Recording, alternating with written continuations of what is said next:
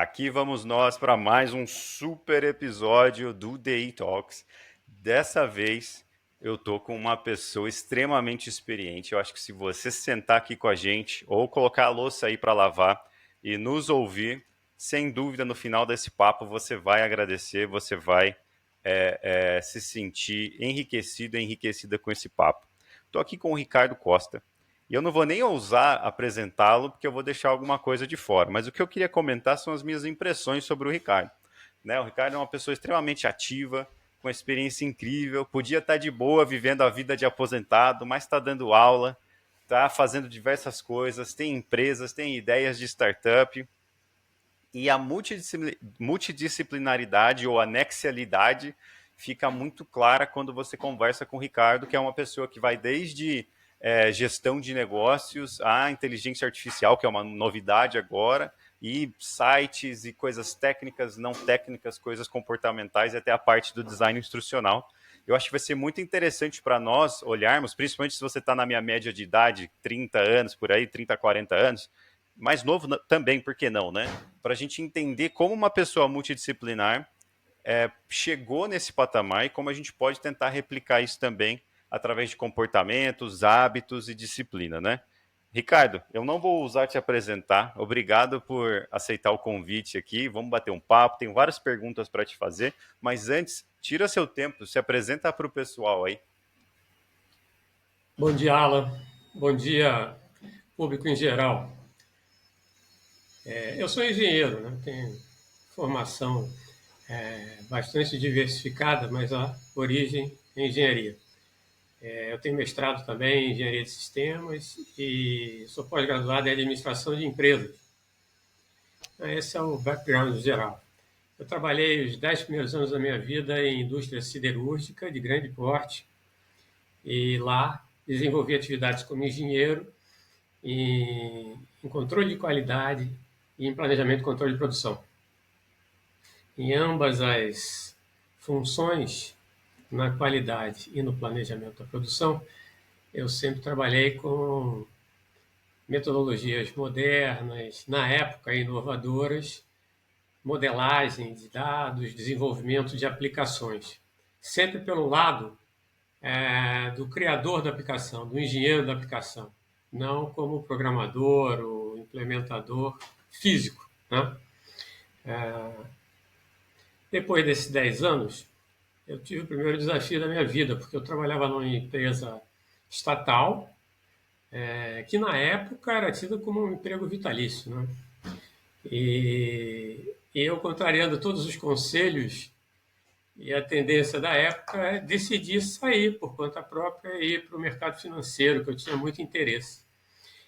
Foi uma decisão difícil, gera assim aquele fantasma, né?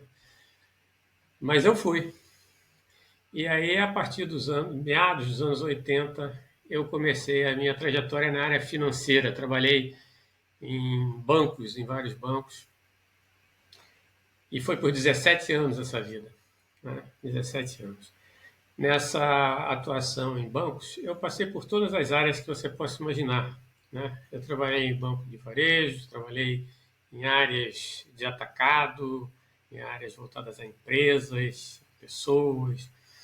Trabalhei muito sempre com tecnologia por trás, não só muito como executivo, gerenciando e dirigindo áreas de tecnologia da informação. E durante esses anos todos, eu fui também sendo gradativamente migrado para as áreas de negócio. Isso também era uma tendência da época. Era difícil você treinar alguém da área de negócios para começar a usar melhor a tecnologia, porque tecnologia não é uma coisa que você aprende do dia para a noite, né? Ela tem um time diferente.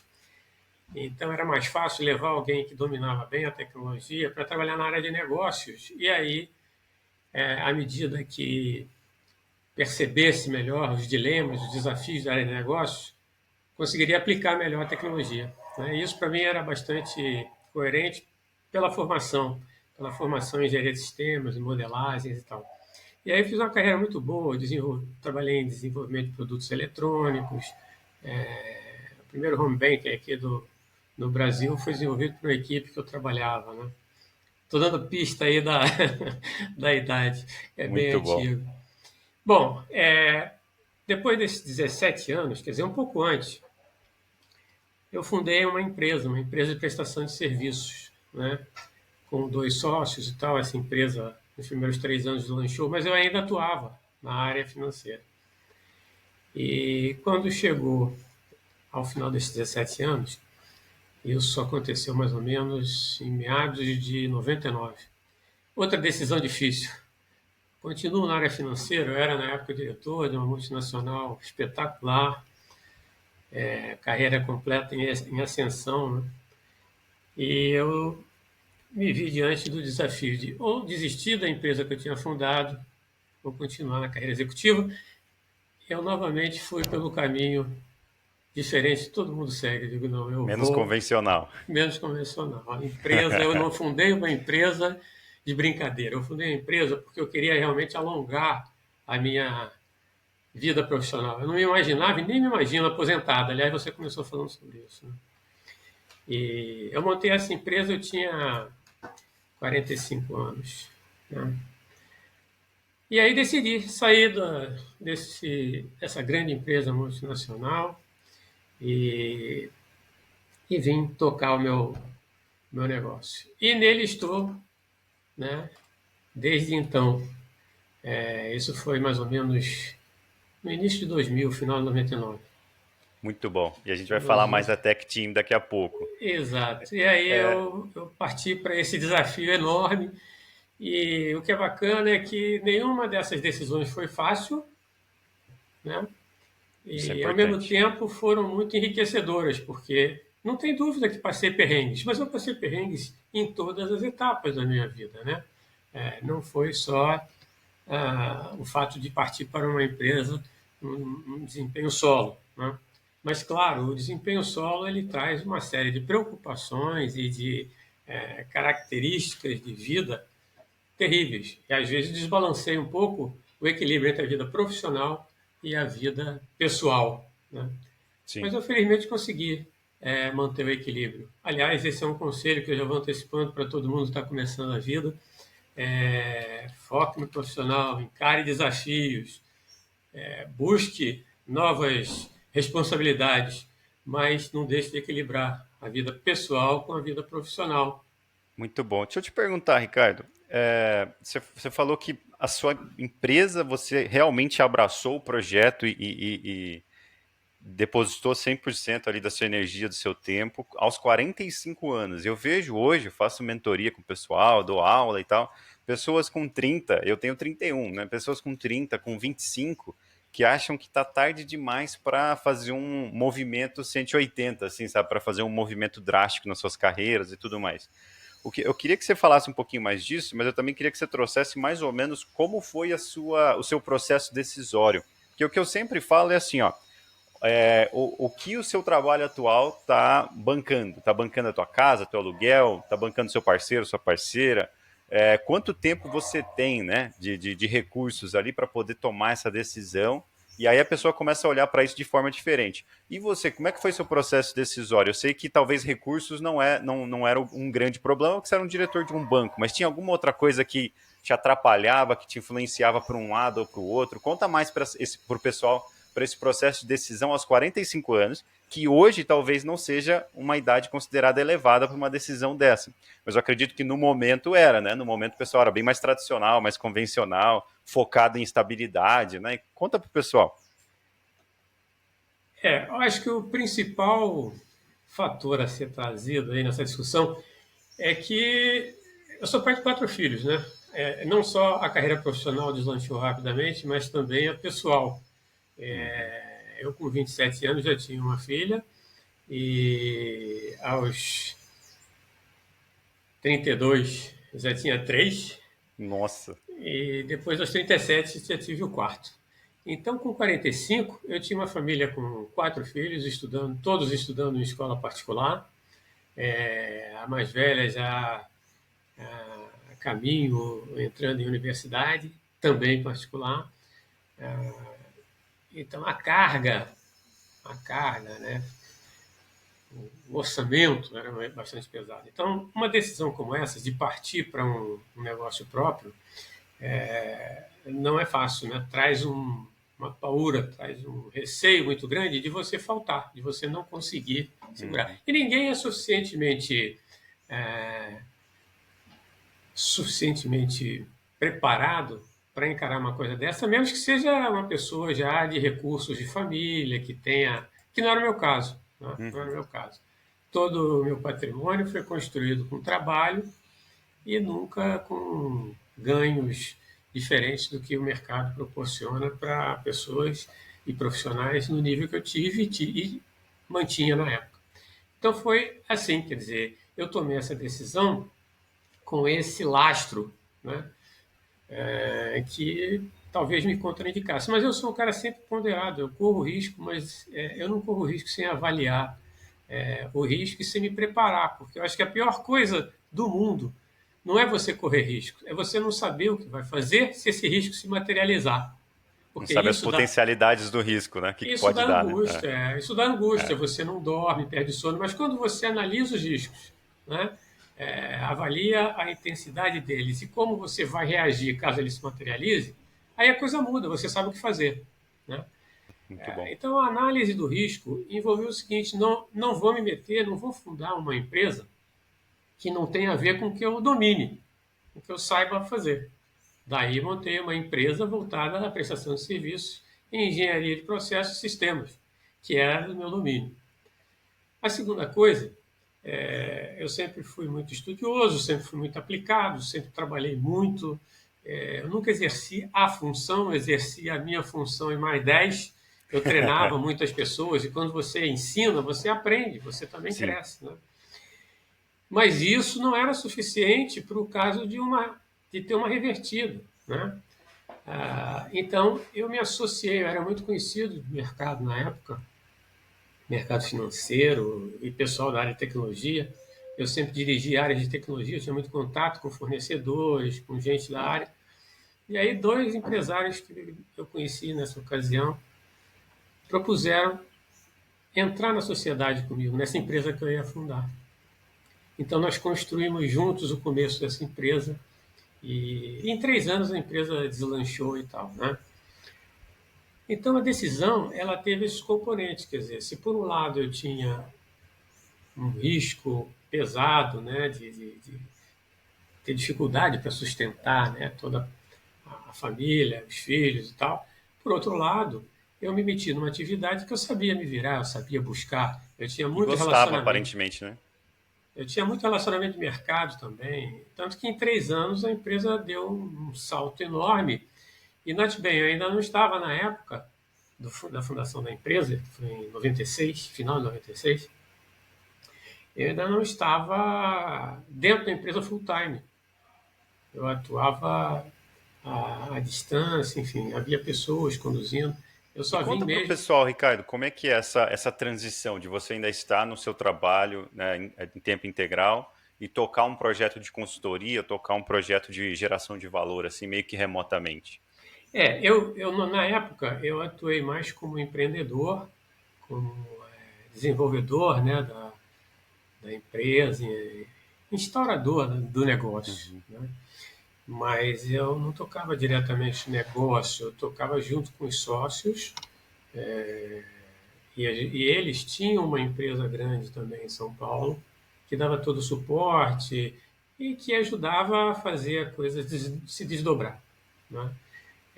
Na verdade, eu assumi o ônus completo da empresa a partir dos anos 2000, quando eu saí, Uhum. então, totalmente da área financeira e vim me dedicar ao desenvolvimento da empresa. Né? E isso tem todo o seu glamour, toda a Sim. sua a liberdade que você sente, né, de poder atuar e fazer o que você bem entende, mas tem um ônus pesado. Você está sozinho ali, né? Você não tem muito com quem conversar. Na época eu já não tinha mais sócios, né? Era uma atividade quase que solo. Os dois sócios que tinham entrado comigo no negócio já tinham saído e eu tive que tomar uma série de decisões misturar um pouco o trabalho de empreendedor, de gestor, com o de técnico, de consultor, de Uhum. executor, e aí isso foi sendo pareado. E eu fui vencendo, né, paulatinamente os desafios, e a empresa está de pé até hoje, depois desses 20 e poucos anos E aí. se vocês olharem depois o link da empresa do Ricardo, a Tech Team, vai estar embaixo aqui em todas as plataformas de podcast. Se vocês olharem a lista de clientes dele, vocês vão entender o que ele está falando, né? São muitos anos e muita prática aqui. Ricardo, uma coisa que muitas pessoas têm confundido e muitas pessoas têm se iludido, né? A ilusão do LinkedIn hoje é colocar que é consultor.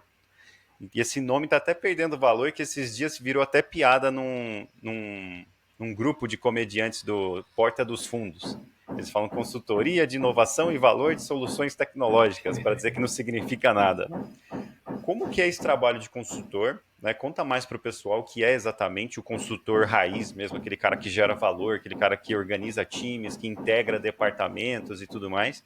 E como você tem notado a mudança de mercado? Como você conseguiu notar até seus últimos projetos, né? Como isso tem mudado recentemente? Bom, para começo de conversa, né, ser consultor exige experiência. Você não pode ser consultor de coisa nenhuma, né? Você não pode ser consultor de algo que você aprendeu ontem. Do livro que você leu, achou interessante, e você passou a falar sobre aqueles conceitos, aquelas ideias, né, do livro que você leu. Uhum. Ser consultor exige experiência, formação, né, trabalho, e você aprende muito na vida com tentativa e erro, né? E aí você tem que ter, aliado a essa bagagem, você tem que ter metodologia para você transferir o seu conhecimento a outro. Porque o que você tem na cabeça é o conhecimento tácito. Ele precisa ser explicitado para os seus clientes, para as empresas que você vai atender. Para fazer isso, você precisa ter método. E você precisa saber que as pessoas não aprendem o que você acha que está ensinando. Elas aprendem o que elas têm potencial e capacidade de absorver. E isso depende muito da pessoa, da empresa que você esteja atuando, da maturidade de quem está recebendo a sua consultoria e da sua capacidade de converter, né, o seu conhecimento em informação, em aprendizado, em experiências que não passam só pelo que você diz e escreve. Tem muito das experiências que você faz o teu cliente sentir, né? Então, a sinestesia ela é incomparável, né? Quando você ensina alguém, fazendo ela vivenciar aquela experiência, ela aprende muito mais. Daí, as consultorias, eu aprendi isso na vida, né? Não só na vida de executivo, de consultor, mas de professor, que eu também sou. Eu aprendi a utilizar melhor esse composto. A minha experiência, o meu conhecimento, né? A minha capacidade de transferir, o meu método para transferir o conhecimento e essas experiências vivenciadas que eu proporciono, né? Os meus clientes vivenciem junto à minha participação. Então, quando eu dou consultoria, eu não sou aquele cara que vai lá contar, dar uma ideia, fazer uma apresentação, fazer 1000 recomendações e depois seja Obrigado, viu? feliz, né? Manda Não. nota, né? A minha consultoria ela tem um diferencial, que é o que me mantém ativo até hoje, que é a execução. Então, eu ajudo não só a diagnosticar, eu ajudo a planejar. Planejamento, modernamente, é uma coisa quase pejorativa. Quando você fala em fazer planejamento, né? Mas é uma planejação, né? Você já planeja emendando com a ação para você conseguir resultado de curto, médio e longo prazo. Então eu faço isso com o cliente e depois, na hora de inserir isso na organização, de gerar o resultado, eu vou para lá. E aí eu tenho um modelo de trabalho que eu instalo no cliente uma unidade organizacional chamada Escritório de Geração de Valor, né? Então, esse EGV é uma entidade normalmente estranha das empresas, né? As empresas não têm ainda todas elas, mesmo as grandes, né? Esse conceito bem implementado.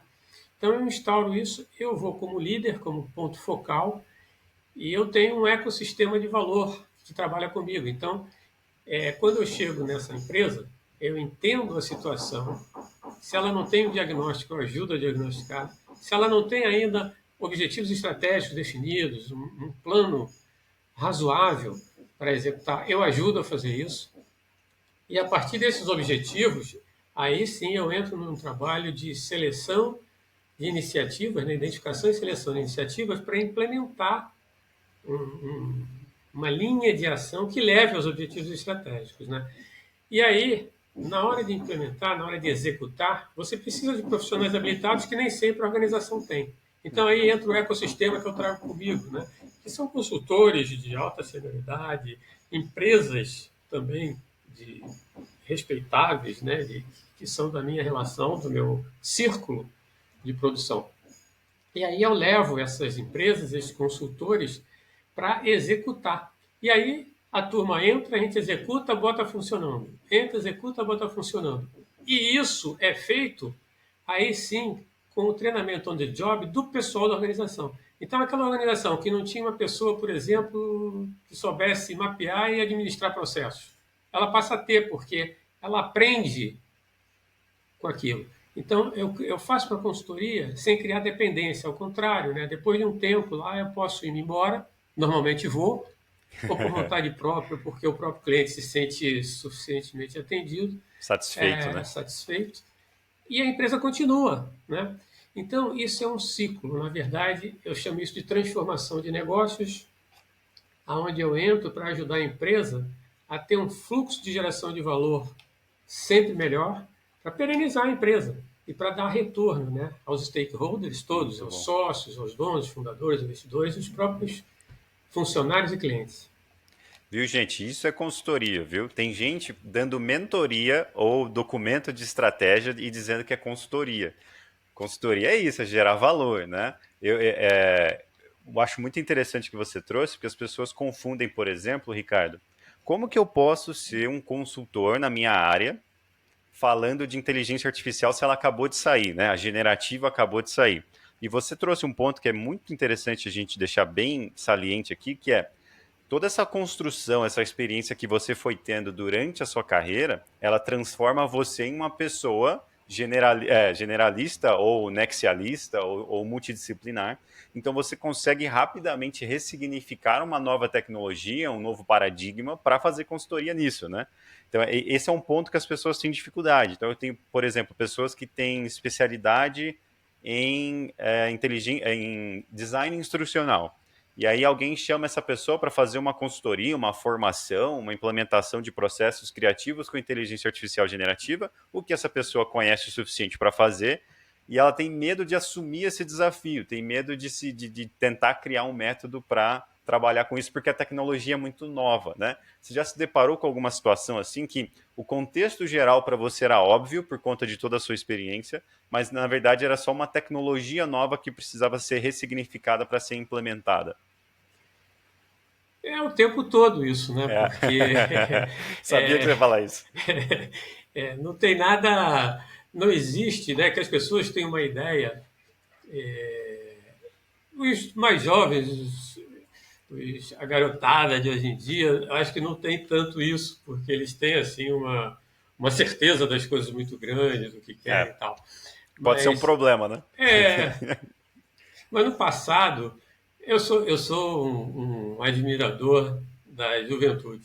E eu acho que isso é que traz longevidade. Eu continuo me sentindo jovem porque eu lido com jovens, com você e Uhum. outros mais Sim. jovens ainda, né? Então eu sou um fã, eu não acho Faz nada. artes Ah, no meu, marciais no ainda. meu tempo era assim, não. No meu tempo é botar o farol para trás, cara. Você tem que Seu botar o tempo é farol para agora, né? frente. Você tem que olhar para frente. Então, juventude para mim é vida, né? Mas o que acontecia no passado é que havia uma ideia em que você estudava, né? E aí você estudava em vários níveis, né? Você tinha o primário, o secundário, a universidade, né? E isso ia habilitando você a fazer coisas. Aí você entrava no emprego, aí você naquela companhia aprendia, ficava algum tempo lá e aí migrava para um outro cargo. Normalmente você ficava na mesma empresa vários anos. Então Sim. era como se o aprendizado fosse uma coisa sequenciada e que você fosse sendo habilitado e respaldado pelos seus instrutores, mentores, chefes, né?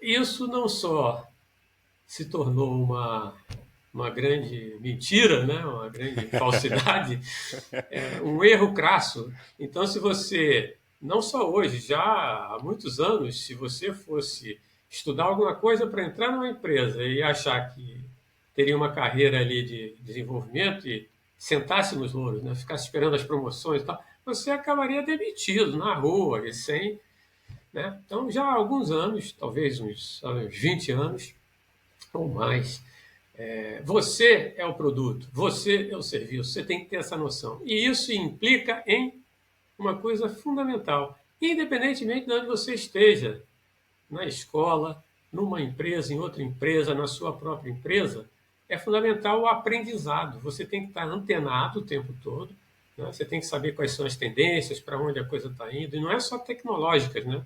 A tecnologia ela está realmente ponderando uma série de avanços, né? E mudanças comportamentais, mudanças na vida em geral. Mas não é só a tecnologia. Você tem que estar antenado em geral. Você tem que Sim, estar sabendo para onde as coisas estão indo, procurar sempre estudar. Eu sou um adepto da ciência, né? Então, você estudar as coisas seriamente, profundamente, é muito importante. Isso exige curiosidade, aplicação, né? Você não aprende as coisas porque você quer. Você tem que ter audácia para você aí sim assumir desafios que você não tem uma história sua naquilo que diga que você vai ter sucesso. Sei sim. lá. Então, por exemplo, eu fui convidado há algum tempo atrás, por uma grande instituição, a dar um curso de consultor, formação de consultor. Olha Que só, legal. eu já fazia consultorias e tal. Como é que a gente ensina alguém a ser consultor? Pô? Hã? Mas eu tinha que dar um curso e outra coisa, eu sempre tive a fama de ser o cara que ensina aplicando, porque esse é a minha crença, né? Eu acho que você, quando proporciona o aprendizado pela aplicação, né, tornando o seu aluno, ou vamos dizer assim, o ator principal do aprendizado, né? O ator principal não sou eu, o ator principal é ele. Como é que eu transfiro para ele esse papel, esse protagonismo, se ele não tem a experiência, a vivência, para ser um consultor, né? Então era um desafio gigante, né? E eu consegui. Eu assumi, levei algumas noites sem dormir, muitas viagens de trabalho, no avião, enfim, no transporte, nas viagens, eu pensando como fazer, lendo muito, né? E eu montei um curso que foi um sucesso para a formação de consultores, Que né? legal. É claro que ele tem lá o limite dele, né? Mas no caso da instituição funcionou por quê?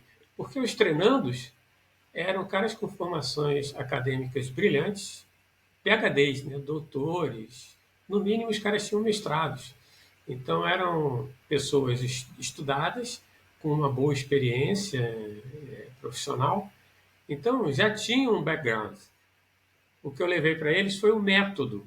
Sim, Então, como é que eu tiro da cabeça de vocês esse conhecimento todo que vocês têm, para vocês transferirem isso para quem vocês quiserem?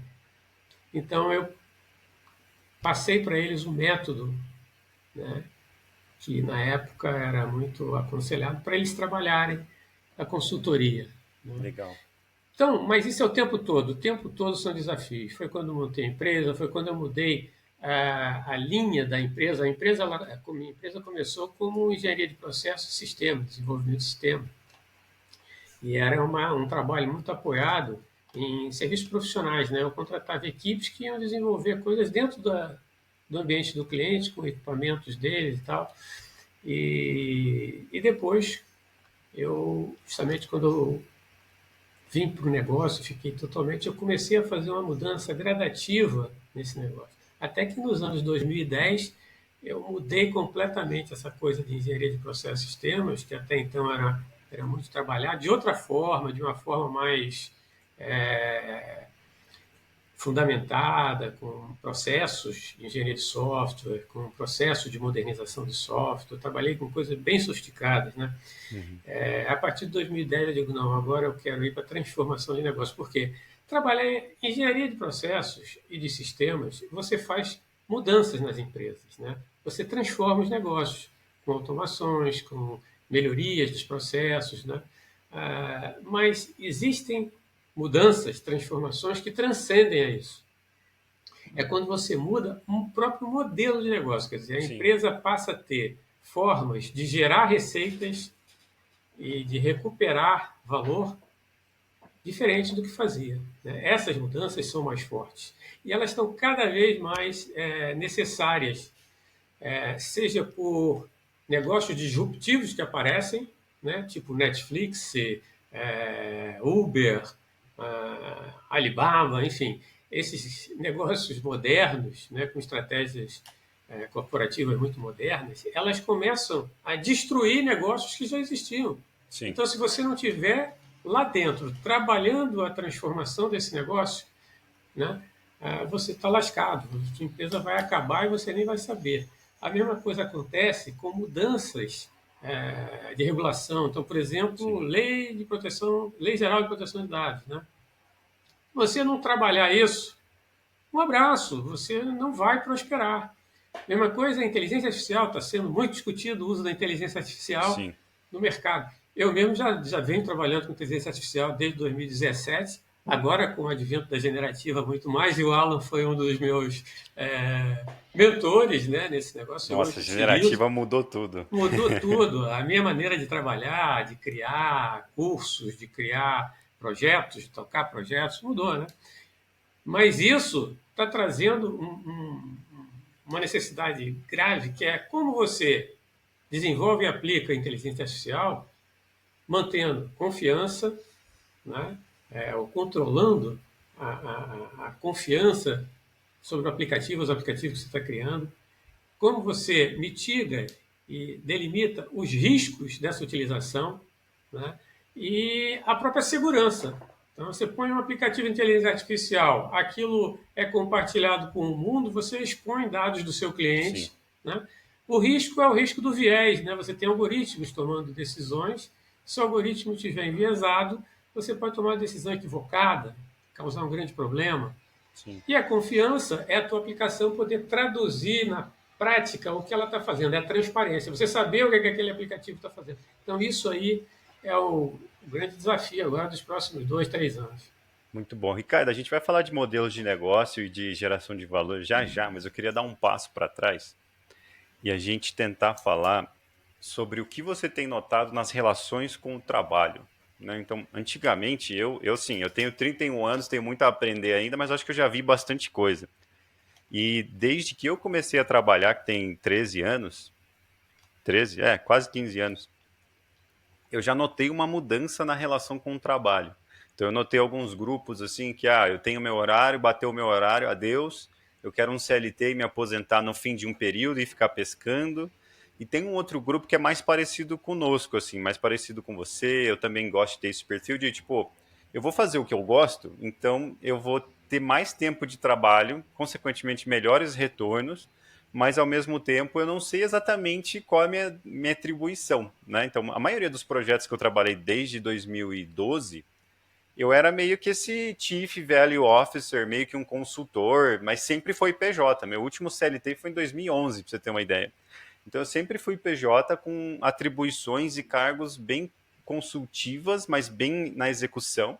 Eu vejo muita gente da minha idade tendo esse perfil, muitas pessoas com dificuldade para transicionar para esse perfil, porque elas ainda estão com a mentalidade de CLT, mentalidade de dependência, de hierarquia, né, de aguardar instruções, de aguardar recomendações diretivas e guias e tudo mais.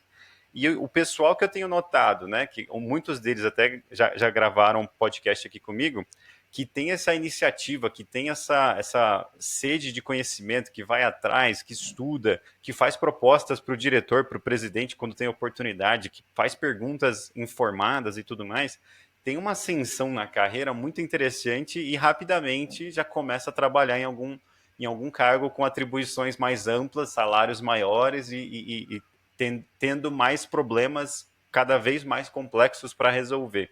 Você notou isso no passado também? Você acha que isso é um fenômeno do capitalismo que está se expandindo e cada vez mais temos mais empresas disruptivas, com modelos distintos, competição está mais acirrada, ou isso sempre existiu? O que você pode contar da relação do trabalho com as pessoas de antes e de agora?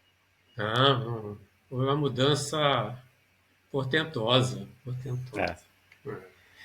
É. Na minha época de juventude, né, é como eu tinha comentado, né, você era um estudante de ponta, um sujeito de alto desempenho acadêmico. Você fazia a prova para uma organização e geralmente os melhores alunos e tal buscavam as organizações de ponta, né? Aí você conseguia entrar para essa organização, você fazia uma carreira ali dentro.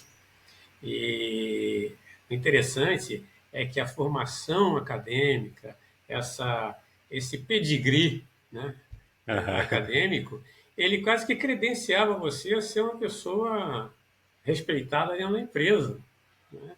E até na sociedade, às vezes, né? Falar que é um mestre e tal. Você era acarinhado, né? E isso, de certa forma, mascarava a verdade da vida, a realidade da vida. Ninguém é pelo que fez ou pela medalha que tem. Você é pelo que você faz, pelo que você resolve. Uhum. Então, você via, né, situações de pessoas que não eram assim, mas na hora que as empresas começaram a ter a necessidade de demitir e tal, na área financeira era muito frequente isso, né, porque a atividade era muito clérica, tinha milhares de empregados e tal, né, mas quando veio a tecnologia, a revolução da tecnologia, ela foi automatizando uma série de funções e aí começou a existirem os cortes. E aí muitos desses profissionais eram demitidos e se destruíam, não tinham como sobreviver, perdiam o pé mesmo, né? E por quê? Se eram, vamos dizer assim, profissionais academicamente bem formados, com uma boa experiência, é porque, na verdade, você tem que ser safo, você tem que ter as condições para se vender, para produzir, para fazer, né? Então, Não pode ter medo de trabalho também, né? essa realidade nunca mudou. O que mudou é a maneira do mundo trabalhar essa realidade, né? Quem já fazia o que a gente faz hoje, né, que é aprender, se atirar, buscar, na época já conseguia resultados espetaculares.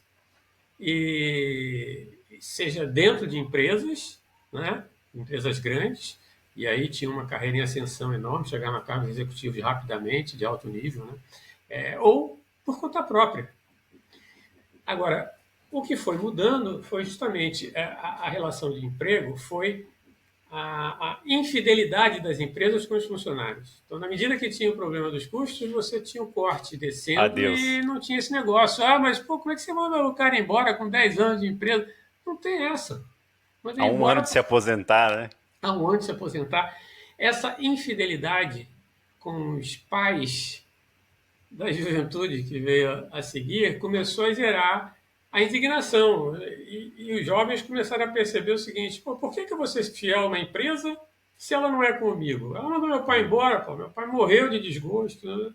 Teve dificuldade. Então os jovens começaram realmente a ter um comportamento aonde eles estavam bem ali na empresa, eles estavam lá. A empresa não correspondia às expectativas, eles mudavam de emprego. Então começou a ter um turnover maior por conta dos próprios funcionários, né, os mais jovens e tal, que saíam fora, né, e começaram a... Esse movimento foi se exacerbando de tal maneira, e em grande parte por causa da tecnologia. A tecnologia começou a gerar paradigmas, exemplos de caras lá no Vale do Silício, que o cara lá na garagem inventava. Tem um tal de Bill Gates, né, que ele ficou na garagem e inventou. A IBM não acreditou nele, né, disse que esse negócio de PC, né, isso é coisa de criança, é brinquedo e tal, o negócio é Joguinho. mainframe. É o Bill Gates, né? E na esteira do Bill Gates, Steve Jobs e outros vieram. E aí o pessoal começou a ver isso e opa, eu também posso criar um negócio, né? E à medida que a tecnologia foi evoluindo e barateando, porque o acesso Uhum. também era difícil, mas foi barateando justamente com esses progressos, né? A tecnologia em rede de computadores, os microcomputadores. Isso tudo foi trazendo a tecnologia para um custo mais baixo. Mais recentemente, com a nuvem, né? O uso de recursos em nuvem. Né? E aí todo mundo começa a dizer assim, por que eu vou ficar com uma vida cruel, o cara me exigindo 8 horas por dia, trabalho sábado, domingo, 8 horas por dia é o que está na carteira, mas o sujeito trabalha 10, 12, É, fim de semana.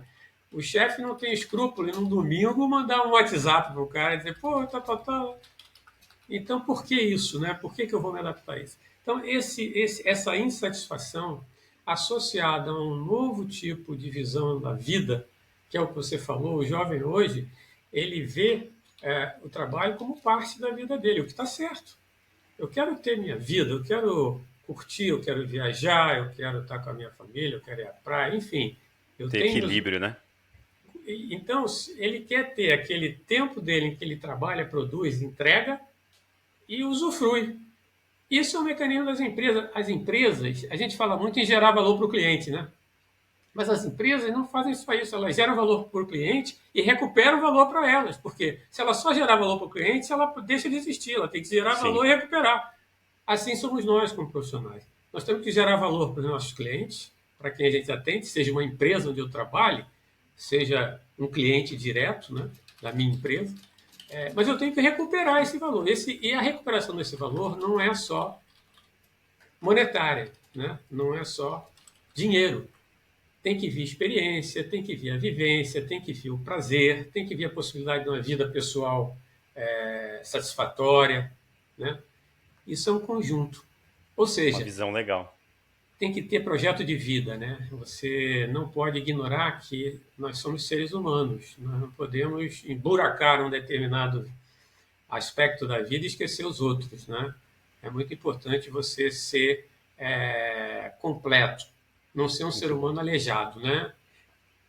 E, Ricardo, hoje as coisas estão mudando, né? Antigamente eu concordo plenamente com você de você ter esse projeto de vida, de entrar num trabalho e já talvez almejar alguma outra coisa e saber o que tirar daquele trabalho, né? Se dedicar em projetos que vão te edificar, que vão te dar conhecimento em prol do seu objetivo ali de médio e longo prazo, né? Então você vai se envolver com as pessoas, com os projetos, com os problemas que você tiver oportunidade ali, que estão mais orientados ao futuro que você gostaria de criar.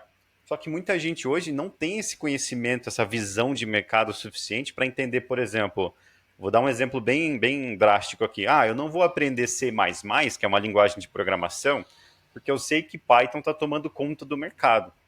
Então eu não vou assumir, se eu tiver a escolha, eu não vou assumir esse projeto que envolve C++, mas se eu tiver a chance, eu vou trabalhar com Python. Parece muito bobo, é um exemplo bem bobo, mas isso vale para tudo. Vale para design gráfico em termos de inteligência artificial, vale para análise de dados com sistemas não automatizados com a inteligência artificial ou com um Colabzinho que é gratuito. Né? Então, você se envolver com coisas e investir dinheiro, tempo, recursos e tudo mais com elementos, desafios e tecnologias ou pessoas que vão te ajudar nessa construção de uma realidade futura. Isso você desenvolve também com experiência ou você acha que tem algum tipo de estudo, algum tipo de exposição mais intensificada que pode ajudar a pessoa a ter essa maturidade ou essa visão ou essa calma suficiente para poder ter esse processo decisório mais aguçado?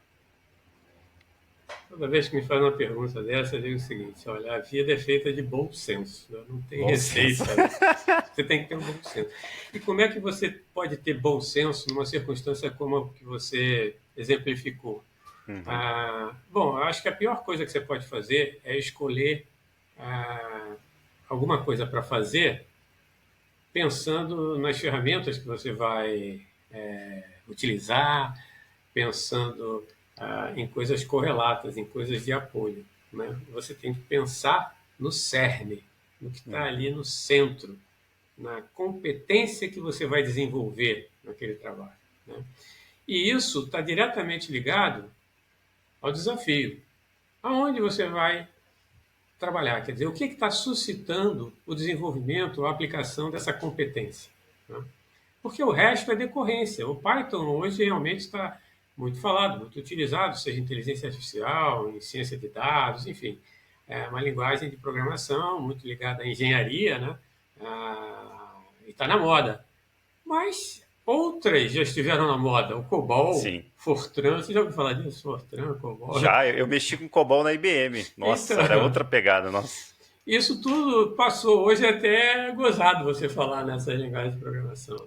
É igual falar do Então, disquete, né? é, agora, você tem que se engajar em aplicações inteligentes. Então, o que que todo mundo, independente do tempo de vida, quer dizer, a juventude e mesmo os não tão jovens, os mais maduros, podem fazer para ter escolhas mais gratificantes e produtivas, né? Eu acho que é escolher aonde você vai atuar dentro da sociedade. Então, o que que você pode, quais são os grandes dilemas da sociedade nesse momento? Então, aonde Muito bom. estão os problemas? Olha, você tem fome, né? Você tem problemas climáticos, né? Problemas ambientais seríssimos. Você tem problemas de justiça, né? Terríveis. No Brasil, a despeito dos investimentos e da atenção que o judiciário dedica ao assunto, o Brasil, todo ano, rola 80 milhões de processos sem decisão, sem julgamento. Imagina, 80 milhões. Não importa Nossa. quantos saem, quantos entram, 80 milhões permanecem na distância. Isso é um problemão. Como é que a gente ajuda a resolver isso? Porque justiça é, é o equilíbrio das empresas, é a vida das pessoas. Tem muita gente que morre esperando uma indenização de um É, problema causado por um município, por um governo. Né? Você tem a saúde, a área da saúde. Então, os dilemas intrínsecos à sociedade, né, que a sociedade vivencia, são o melhor indicador de onde você deve mergulhar. Então, quando você tem um projeto, por exemplo, na área de saúde, né, como já apareceu para mim, que é implantar a metodologia de valor em saúde em organizações. E eu não perco tempo. Eu digo, vou nessa. Eu não sei quais são as ferramentas que eu vou utilizar ainda, mas eu começo aí a aplicar o aprendizado. Eu vou como se fosse um prato de comida, né? Vou estudar, vou ver, vou pesquisar. O que facilita mais o meu mergulho profundo é que, como eu tenho já uma longa história, eu conheço muitas pessoas, eu tenho acesso a universidades, eu tenho acesso a empresas. Então, eu rapidamente eu consigo buscar informações de valor. Mas isso hoje a juventude pode conseguir com a inteligência artificial, que está aí sim, para ajudar a gente nisso também. muito bom. Então, e eu já estou usando muito, quer dizer, os meus conhecidos eu não abro mão, gosto muito de falar com gente experiente, mas eu busco conhecimento direto. Então, você busca o conhecimento e aí não ter medo, é encarar o desafio. Encarar o desafio não é só ter curiosidade e querer estudar, é você se comprometer em resolver aquele problema, você É, se expor, né? muito bom. Então E é isso por exige um aí. certo autoconhecimento também. Você tem que saber até onde você aguenta, até onde você consegue sacrificar recursos de seu tempo, né? Isso também leva um tempo para Resiliência, desenvolver. Resiliência, né? isso é uma Resiliência sem característica. autoconhecimento é loucura, né? Tem dias que você acha que é o super-homem, é o cara mais fantástico Posso do mundo. tudo. E tem dias que você se acha um zero, né? Um zero. Aliás, quando você estuda muito, é muito frequente essa É. percepção. Você Pega um descobre tema que novo, né? você conhece pouco, né? Eu sei muito, mas não sei nada. Mano. Aí É. você fica meio, né? Mas é isso, quando você se envolve com as causas, você traz isso como um propósito, resolver aquele problema, vira um Resolver propósito de vida, problemas, né? aí, meu amigo, você cresce e aprende. Eu posso atestar isso que você falou, viu, Ricardo? Sensacional seu ponto, seu posicionamento. E eu posso dizer que, independentemente do que eu fazia ou fiz durante a minha vida, eu sempre girei em torno do problema de equidade social na parte da educação e da tecnologia. Então, mesmo que eu estivesse trabalhando numa multinacional, ou estivesse fazendo consultoria ou morando na China, eu estava sempre pensando nisso. Então, eu ia me envolvendo naturalmente com pessoas, com tecnologias, com ideias, com problemas, que tinham esses problemas ali no seu cerne, como você falou, né? Então acho que é muito interessante a pessoa entender que ela pode ser uma contadora e estar preocupada com a saúde, que de alguma forma ela vai encontrar um jeito de associar os dois, né? Exato. Muito bom. Ó, a gente tem 3 perguntas, Ricardo. Você está com um tempinho ainda? A gente passou um pouquinho do tempo proposto. Tudo bem. 5 minutinhos.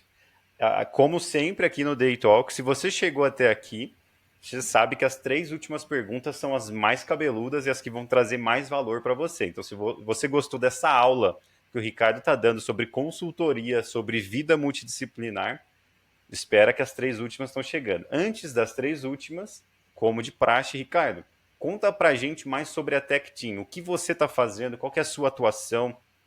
Eu tenho um monte de aluno que vai assistir isso aqui.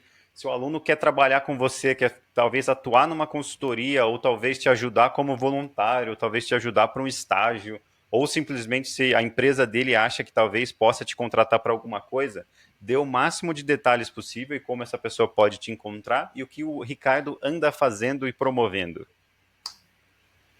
Bom, experiência a gente tem um monte, disposição para desafio também. Mas o foco hoje é trabalhar transformação de negócios, entendendo-se isso como qualquer atuação, né, que moderniza, transforma um empreendimento, qualquer empreendimento, em algo capaz de gerar mais valor para os stakeholders, que são os investidores, os clientes, os próprios funcionários. Quer dizer, eu trabalho a empresa, eu diagnostico, eu vejo como ela está e ajudo ela a crescer. A metáfora melhor que eu tenho sobre isso, eu sou um cultivador de árvores, semeador e cultivador de árvores. A empresa, Legal. vista como uma árvore, ela tem raízes, tronco, galhos e frutos. Então, para ela continuar bonita, viçosa, gerando os frutos, você tem que ter os galhos. E os galhos, nessa metáfora, são representados pelos clientes, por quem busca os serviços, produtos dessa empresa. O tronco, ele é representado pelos processos da empresa. Você não pode ter uma empresa com uma galharia grande, muitos frutos, com um tronco fininho, porque ela cai. Então, você tem que estruturar bem os processos dessa empresa. E para que isso tudo aconteça, ela tem que ter raízes também fortes, porque se as raízes não forem compatíveis com o tamanho da árvore, o crescimento que você está propondo para ela, ela também tomba, ela cai. E nas raízes você tem lá o capital social, quer dizer, as pessoas, capital humano, desculpa, capital humano, as pessoas, né? Você tem as tecnologias em geral que você usa do negócio, não é só de informática, e você tem as políticas da instituição que fazem com que ela possa crescer, né? Então, eu entro examinando as raízes, o tronco, os galhos e os resultados que ela está atingindo. E aí, quando eu sou contratado, eu ajudo a empresa a fazer uma evolução harmoniosa, equilibrada, de raízes, tronco, galhos, para chegar nos resultados que ela ambiciona. Então, a partir do momento que você diz, olha, eu quero ter esses frutos financeiros, eu olho e vejo, essas metas são viáveis. Agora, o que eu preciso em termos de clientela, de processos e das raízes para esse troço acontecer? E aí, vou trabalhando as iniciativas naquele escritório de geração de valor, as iniciativas para robustecer as raízes, para preparar os processos que não existem, né? Na verdade, os processos, eles são competências que trabalham os recursos que a empresa tem para gerar o interesse, gerar o valor que o cliente enxergue, né? E aí traga, retorne para a empresa o valor em termos de compra dos serviços, enfim. Então é isso, esse é o trabalho principal que eu faço. Aliado a isso, eu ajudo as empresas a proteger os seus ativos, os seus empreendimentos. Como eu falei, os conflitos jurídicos, eles cresceram muito, né? Os judiciais, então, nem se fala. E o empossamento de processos na justiça é gigantesco. E isso atrapalha demais as empresas, né? E a tendência à judicialização, ela só aumenta, né? Isso traz custos incomensuráveis para a empresa, isso quebra a empresa, né? Daí, esses conflitos, eles estão sendo trazidos, estão sendo tirados muito da parte judicial e alocados em processos que também são jurídicos, são reconhecidos pela lei, mas são alternativos ao processo judicial, que são as mediações, as arbitragens, né? E esses processos são mais rápidos, são mais baratos, trazem soluções mais compreensivas, né? E eu entrei nisso por acaso, eu descobri que esses processos envolvem métodos baseados em engenharia de informação, que é a minha especialidade, né? E eu descobri que, além disso, envolve um tal de storytelling. Você, associando a técnica de engenharia de informação com a técnica de contar histórias, você consegue apoiar um processo de resolução de conflitos de uma forma sensacional. Eu experimentei isso, por acaso, num cliente que me convidou para ser assistente técnico, numa causa gigantesca, foi um sucesso, e a partir daí eu comecei a atender muitos. Então eu criei um método, aportei tecnologia da informação para dar produtividade, e eu ajudo as empresas, então, a negociarem ou a se defenderem ou atacarem, né? Outras empresas, outras entidades, quando é o caso do conflito. Mas sempre resolvendo baseado na história real do caso. Eu faço com que a compreensão do que aconteceu seja a base do julgamento. Então, se a empresa realmente tiver direito, ela não perde, ela é imbatível, porque a história ajuda nisso. Então, esses são meus E dois você focos. já me contou umas histórias bem legais de sucesso, isso é muito bom. Exato. Então, eu tenho transformação de negócios e apoio à resolução de conflitos como focos da minha empresa nesse momento. E na geração de valor e transformação de negócios não tem limitação, né? Se precisar implementar um novo modelo de vendas, uma tecnologia, processos, o que for, você pega e vai, já tem experiência com isso, né? Vai redefinir, vai melhorar e otimizar. Justamente porque não é só ter conhecimento e ideia. Eu tenho um ecossistema de valor que atua junto comigo. Gente e sabedoria não é só conhecimento, né? É sabedoria. Você sabe que é a diferença, né? Sim, Conhecimento é sim. alguma coisa que você tem, sabedoria é uma coisa que você tem e sabe aplicar. É um conhecimento que você tem e sabe aplicar. Então eu tenho sabedoria, gente e a minha liderança, que é importante sempre nesses casos. Eu trabalho dentro do negócio, eu não fico fora. Não põe E pessoas esse, para tocar. e esse é um modelo que a gente usa na Edu Digital também, né? Não tão ampla quanto a sua atuação, mas a gente usa esse ecossistema de valor e é muito interessante para as empresas, porque imagina que se ele precisasse resolver, um empresário precisasse resolver um problema ali, ou implementar um processo, ou ter essa visão mais ampla do negócio dele ou dela, eles teriam que contratar uma pessoa CLT para atuar ali dentro, ia ter toda essa burocracia, ia ter que ter alguém para treinar e tudo mais. É como se fosse adicionar uma engrenagem só para o sistema rodar um pouquinho melhor, mas o trabalho é tanto que muitas pessoas desistem. E o que eu vejo de diferencial no modelo que a gente usa, nesse ecossistema de valor, é você com todas essas pessoas que já atuaram com você, e no meu caso é mais são ex-alunos ou colegas ou pessoas de empresas parceiras que vêm junto, né? Então a pessoa acaba me contratando ou contratando o Ricardo para resolver um problema e eles trazem, você acaba trazendo num contrato PJ, numa nota fiscal relativamente simples, uma gama de pessoas, habilidades e sabedorias, como o Ricardo falou, que seria virtualmente impossível no CLT, né? Para a maioria das empresas. Então é uma vantagem muito legal para as empresas, porque você traz essa super engrenagem pelo tempo que você quiser, né? É quase um Uber das engrenagens de resolução de problema. Então você traz essa engrenagem, eu vou trazendo, o Ricardo vai trazendo o maior número de pessoas possível e necessário, né? Para ficar uma coisa escalável e que gere valor. E assim que tiver todo mundo satisfeito, que os processos estiverem alinhados, o valor estiver sendo gerado da forma adequada, essa engrenagem se retira e o sistema volta a funcionar do jeito que era, né? Isso é muito legal. Só para conceituar, né? Esse processo todo de ecossistema de valor tal, ele está respaldado em estratégias modernas chamadas estratégias de cooperação, né? Em estratégia de negócio, a gente sempre fala muito em estratégia competitiva. Como é que eu vou competir com a empresa A, B ou C? Uhum. Mas hoje em dia, o que está muito na moda e muito utilizado, hoje em dia não, já há algum tempo, são as estratégias de cooperação.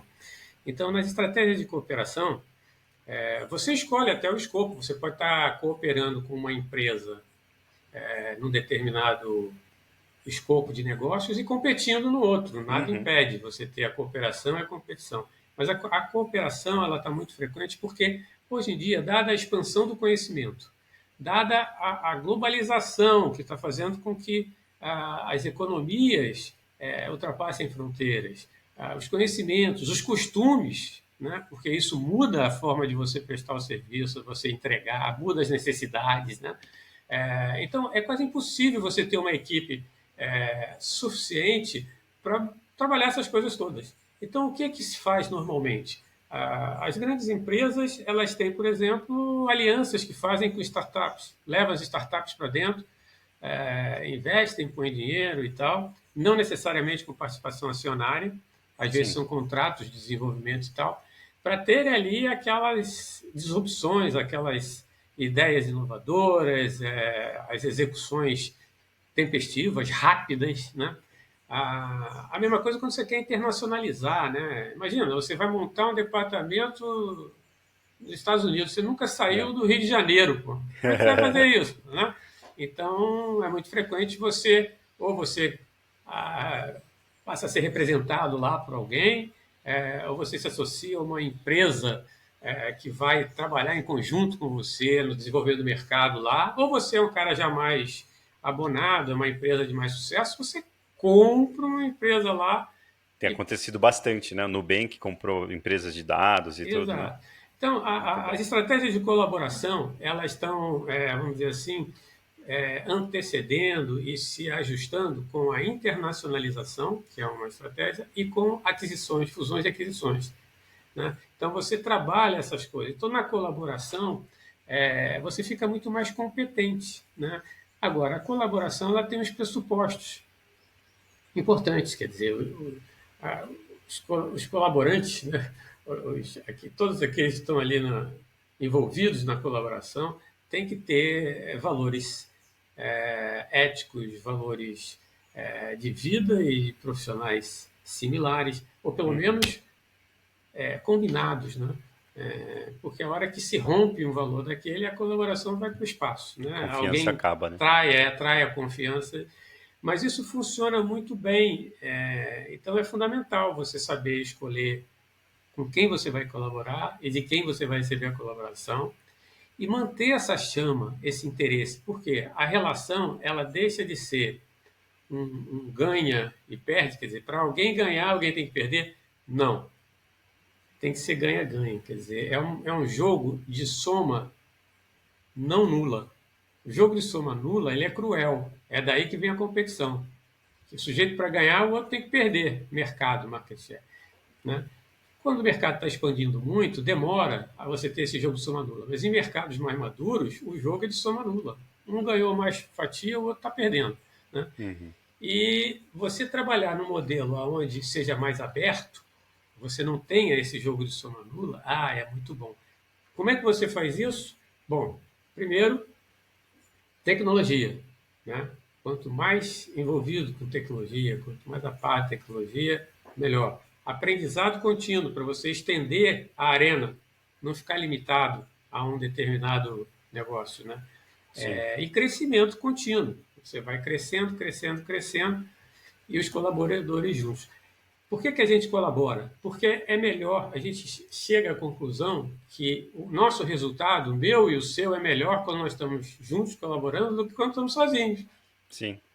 Se não acontecer isso, não tem colaboração. Mas isso está acontecendo mais e mais. A expansão de mercados, a globalização está sendo um agente muito forte disso, porque os mercados se ampliaram, né? Então você tem muita coisa para atacar. Você não fica mais restrito ao município que você Sim. fundou a E sua uma coisa que eu empresa. gosto muito é, às vezes, por exemplo, o Ricardo pode ter uma consultoria que talvez seja mais orientada para o que a Edugital está fazendo. E vice-versa. Eu tenho uma consultoria que já está bem mais ampla do que o escopo que eu consigo Sim, abordar. Então a sim. gente acaba colaborando, né? E às vezes a colaboração não é só indicar e ficou por isso mesmo. Às vezes a colaboração é eu assinar o contrato e ficar fiscalmente envolvido nesse projeto e o Ricardo vai trabalhar comigo nesse projeto É, emitindo a nota para mim, né? Ou ele entra como à frente do projeto e eu e eu fico junto também. Existem várias formas de Isso. relacionamento, né? O modelo comercial ele tem que ser também trabalhado, porque para você evitar a, a escalada de impostos, né? Que o teu cliente vai pagar ao final. Aí tem o imposto Uhum, do colaborador que está sob a tua empresa, tem o teu imposto, isso encarece, né, para o sim, cliente. Então existem modelos onde você tem um contrato com, vamos dizer assim, uma empresa líder, é responsável por toda a entrega, pelo resultado e tal, mas os faturamentos eles são feitos diretamente pelas empresas que estão ali naquela aliança, naquela parceria. sim. Esses são contratos muito frequentes. Muito bem, agora as nossas últimas três perguntas, hein? Antes de entrar nessas últimas três perguntas, Ricardo, tem alguma coisa que a gente ainda não falou que você gostaria de deixar claro, de abordar aqui? Esse espaço mais aberto seria relevante para o pessoal, para esses jovens, para esses não tão jovens, mas todos aprendizes, todos aprendizes? Eu acho que sim, né? A gente falou de algumas, né? Eu tinha até separado uns, um conjunto, né, de conselhos. Ele disse que conselho, se fosse bom, você não dava, né? É. Vendia, né? Mas Mas aí a gente esse. pensando no modelo de colaboração que você propôs agora, então eu acho que dar esse conselho talvez é até uma forma de formar pessoas que pensam como É, nós para trabalhar com a gente. Então tem um certo egoísmo exatamente. aí, né? Exatamente. Então, eu estou vendendo, tá certo? Esse É, conselho, vai ter mas retorno pra gente. mas acho que passa muito por, primeiro, aprendizado contínuo. Atualize sempre. Sempre. Não para no que você sabe. Não fique em cima das medalhas. Ah, porque eu sei isso pra caramba. Fiz Você não isso, sabe né? nada. Quanto mais você sabe, menos você sabe. Então, aprendizado contínuo. Desafios encare sempre. Não tenha medo. Mesmo que dê aquele frio na espinha, encara. Vai em frente. Confie em você. Proatividade, né? Buscar sempre responsabilidades novas. Porque se você restringir o seu escopo, você está matando a possibilidade de você ser um produto, um serviço de valor. Você fica Sim. restrito. E aí o teu risco aumenta. Se aquela atividade que você ficou craque começa a fazer água, você não tem demanda, você, né, vai para o espaço. Comunicação. É fundamental desenvolver essa habilidade. Não A gente vai adianta falar você disso. Uma das perguntas é sobre isso. Muito bem não falado. adianta você ser um técnico. Não adianta você ser um técnico maravilhoso e ser um zero na parte emocional. Isso é uma legião, né? E é Uhum. muito frequente na área de tecnologia. O Sim. sujeito não Em sabe várias nem. áreas hoje em O dia, né? sujeito resolve problema de uma complexidade gigante, mas ele é capaz de passar 2 horas num evento como esse e não falar nada, não perguntar nada. Uhum. E quando pergunta, fica gago, perde o pé. Então, isso não pode acontecer. Um profissional tem que ter a habilidade de se comunicar, né? Até para poder transferir o conhecimento. Trabalho em equipe. Não tem mais espaço para quem não trabalha colaborando. Até porque, ou por tudo que nós dissemos aqui, você em algum momento vai precisar de ajuda. E em algum momento você vai precisar ajudar. Então aprenda a fazer isso e faça isso. Contatos, né? Legado bom. Organização. Gerencie o seu tempo. Hoje em dia é muito comum você trabalhar em casa, né, home office e tal, e perder o controle do que você fez, do que você produziu, da distribuição do tempo entre as coisas, é mortal. Você fica rodando que nem um peão, fica errático. Então você tem que se organizar, você tem que decidir quanto tempo você vai gastar em cada coisa. Se gastei muito tempo, por exemplo, hoje aqui no Talks, eu vou ter que arrumar um tempo para completar o que eu tinha planejado para hoje pela manhã. Então, a organização é fundamental e, na medida que você mexa com muitas coisas, é mais ainda. Flexibilidade é mudança. Não fique rígido. Tem que mudar. Mudança é um troço que é contrário ao ser humano. O ser humano não quer mudar. O Ele cérebro encontra a odeia, zona de né? conforto, né? Mas isso é prejudicial. Você tem que ser flexível, encarar as mudanças como construtivas, como uma forma de você crescer e ficar flexível. Estabeleça metas, porque sem isso você não vai a lugar nenhum. É muito bacana você aprender um monte de coisa, ajudar um monte de gente, ser proativo, mas se você não tiver metas, não só financeiras, metas de vida, um projeto de vida, né, com entregas previstas, você como ser humano vai acabar mal. não se motiva, né, Ricardo? Porque não Não, adianta você ter toda essa disciplina que você está trazendo se você não tem uma visão, não tem um problema claro, que quer resolver e não claro, gosta do que você está fazendo, né? claro. E não precisa ter aquela ideia de que eu vou definir os objetivos e vai ser a vida inteira assim. Os É, objetivos foram feitos para mudar. Não está mais legal? Legal. Reveja os objetivos, recrie os objetivos. O importante é você ter uma visão clara do seu propósito de vida naquele instante e estabelecer as metas, né? O propósito de vida é como você vai trilhar aquele caminho desenhado pelos objetivos que você definiu. sim, E equilíbrio. Procure equilibrar a vida pessoal e a vida profissional. Eu vejo a vida como uma coisa una, né? Por quê? Quando eu estou trabalhando, eu estou vivendo. A diferença aqui entre trabalho e vida pessoal é que trabalho é uma atividade que você exerce e é remunerado por ela, de alguma forma. Tá? uhum, E a vida pessoal não tem esse mesmo retorno. O retorno é mais emocional, é mais de construção de uma família, construção de um conjunto, de um aglomerado humano, né? Enfim, você está em outra vibe, né? A vida pessoal ela tem retornos diferentes da profissional, basicamente isso. Mas tudo é vida, sensacional. né? Então, Tudo é vida. equilibrar, você não está equilibrando vida profissional e vida pessoal, você está equilibrando retornos materiais e emocionais. Então, esse equilíbrio é fundamental para você ser uma pessoa estável. Uma pessoa desregulada na vida pessoal, brigou com a mulher, brigou com os filhos, brigou com a sogra. Você acha que esse cara vai conseguir produzir Jamais, adequadamente no jamais. trabalho? Não vai, né? Ele chega com a cabeça cheia, faz grosseria para os amigos. Uhum. Então, equilibra isso. Muito bem. E muito impressionante como volta para esse autoconhecimento também e ter um propósito. Propósito é uma palavra pesada, né? Ter uma visão, ter um objetivo minimamente claro, né? Agora vamos para nossas duas últimas perguntas aqui, Ricardo. Uma é sobre pessoas e uma é sobre empresas.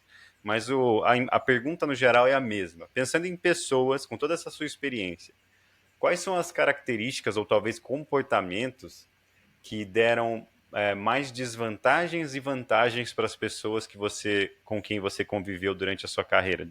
Por exemplo, uma pessoa que não é colaborativa, uma pessoa que passa em cima da outra, perdeu muito mais do que a pessoa que foi colaborativa. Eu sei que é óbvio, mas as pessoas gostam de ouvir isso, né? Então, pessoa mais quietinha, que ficou só fazendo o seu trabalho ali, não demonstrava, não conversava, não interagia, né? Então, quais características de profissionais você acha que são não necessariamente ruins, mas vão trazer possíveis desvantagens e vantagens para as pessoas? A vida é questão de bom senso, né? Ética e bom senso. Não tem muita Então, regra, mas né? pode ser pedir demais para algumas pessoas, viu, Ricardo? Bom senso. Pode. Eu tenho exemplos de pessoas que é, não foram tão bacanas, né, no meu conceito, né, no meu código ético e tal. E essas pessoas tiveram uma vida profissional fabulosa e tal. Eu não acompanho a parte pessoal, mas a Uhum. vida profissional foi excelente e tal. E outras que nem tanto, que se destruíram. Quer dizer, não existem regras, mas existem algumas, alguns direcionamentos que tendem a tornar a vida melhor, né? Então, você trabalhar a tua soft skill, a tua capacidade de lidar melhor com as pessoas, de buscar empatia. Não existem só os seus problemas, existem os seus problemas e os problemas dos outros. É, Aliás, normalmente os dos outros são muito mais numerosos do que os seus, normalmente. Às vezes até muito mais graves. Então, você tem empatia com o outro, você trabalhar bem a relação, você ter alguns comportamentos justificados em determinados momentos, comportamentos altruístas, né, onde você vai de encontro ao problema do outro para ajudá-lo a resolver. Né? Assim como você não ser uma mosca morta. Alguém está entrando no seu domínio, você tem que mostrar que, olha, espera aí, aqui estou eu. uhum. Você não vai entrar, você quer colaborar, você quer participar, vamos ver como você ganha, mas aqui você não entra só porque você quer ou porque você acha que tem direito. Então você precisa ter também uma capacidade de resposta. conflito não é uma coisa indesejável. Conflito é da vida. Você tem que saber trabalhar o conflito, né?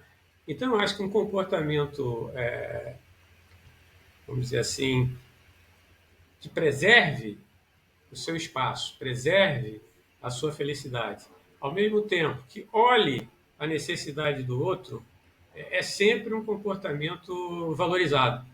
Isso acaba trazendo um retorno em testemunhos de colegas, de chefes, né?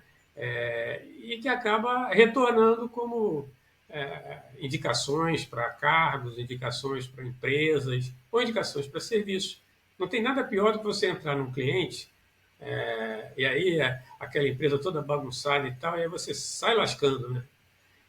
Sai lascando, faz aquele diagnóstico cruel, né, e tal. Você, Acusativo.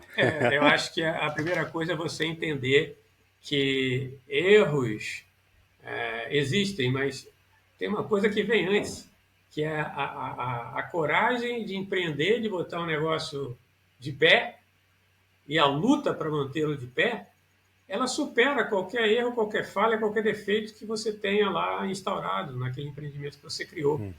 Então, você saber respeitar o dilema do outro, fazer empatia e dizer, pô, como é que a gente resolve isso junto? Vamos lá. Tá. Então, isso traz uma boa relação, um bom relacionamento. Né?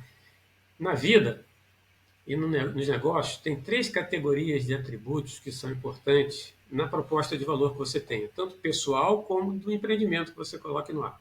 A primeira categoria é a categoria dos serviços ou produtos que você entrega, né? E aí você tem o preço que você cobra por aquilo. E aí eu estou falando não só de dinheiro, né? O preço, a qualidade, a diversidade do que você oferece, né? Do teu portfólio de serviços e produtos. Sim. A segunda categoria é o relacionamento. Como é que você se relaciona com os seus clientes? E aí, entendido o cliente, como as pessoas com que você se relaciona, as empresas, né? Então você tem que desenvolver relacionamentos que conquistem o coração da outra parte. Se você não fizer isso, você está lascado. Você faz uma venda e não faz outras. Você casa uma vez, mas não fica casado. E talvez não case a segunda. Então, relacionamento. E terceiro, Muito cara, bom. é imagem. A imagem é a reputação, né? A imagem, ela é muito trabalhada com atividades da propaganda, com a exposição. Então você vê muita gente se apresentando no LinkedIn, se apresentando no Instagram. Então isso é a propaganda, né? É a propaganda. Mas cuidado, porque tem a reputação, que pode estragar ou valorizar a imagem. A reputação, É. ela vem mais do que você faz, né? No caso das pessoas, são os testemunhos que outros vão dar. Não, pô, o Ricardo é bacana, é um cara compreensível. Não, o Ricardo é um 71, é um Maluco. vigarista, né? E nas empresas? Nas empresas são os relatórios anuais, né? É a governança. Então, a empresa que tem um desvio ético, como a gente viu acontecer aí recentemente no Brasil, tem visto no mundo, né? Ela Uhum. quebra, porque a imagem vai para o espaço. Então, cuidem disso. Os atributos de produto que você está entregando ou pretende entregar, os atributos de relacionamento e de imagem. Cuidando disso, você vai ser feliz. Show de bola. Já respondeu todas as perguntas em uma fala só. Muito bom, Ricardo. Você que ficou com a gente até aqui, muito obrigado pela sua atenção. Comente aí no Spotify, no Apple Podcasts, no Google Podcasts ou no YouTube, para a gente saber que você chegou até aqui, para a gente entender mais dos seus interesses. Se você tiver qualquer pergunta, comenta também. Eu sou Alan Dantas, esse é o Day Talks com o Ricardo Costa. Ricardo, muito obrigado por aceitar o convite, por dar essa aula aqui, né, sobre consultoria, sobre negócios, sobre relacionamentos e sobre vida no geral, né? Fica à vontade para se despedir do pessoal e até a próxima. Foi um prazer estar com você e com toda a audiência. E não foi uma aula. Eu só gosto de falar muito, mas não foi uma aula. Né? É uma tentativa de expressar o conhecimento que eu adquiri na minha vida e que eu modestamente valorizo e invisto nele. Né? Muito bom. Até mais. Até mais.